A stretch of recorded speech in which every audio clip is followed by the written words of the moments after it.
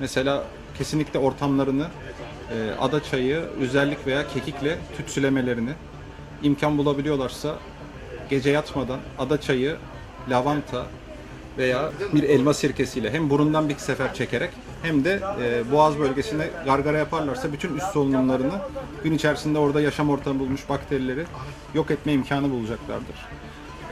Kış çaylarının da olmazsa olmazlarını sayarsak bir kere bu işin başını her zaman için ıhlamur ve ada çayı çeker. Ihlamur ve ada çayı ile beraber toplumda en karşılık bulmuş bitkiler hatmi, papatya, tarçın, özellikle zencefil, zerdeçal, karanfil. Bu bitkilerin damak zevkine göre kişiler kendileri böyle cüzi oranlarda toplum arasında tutam dediğimiz birer tutam çok yüksek kaynama görmeden özellikle kaynamış suyun içerisinde belli bir süre demlendirerek kendi kış çaylarını kendileri yapabilirler.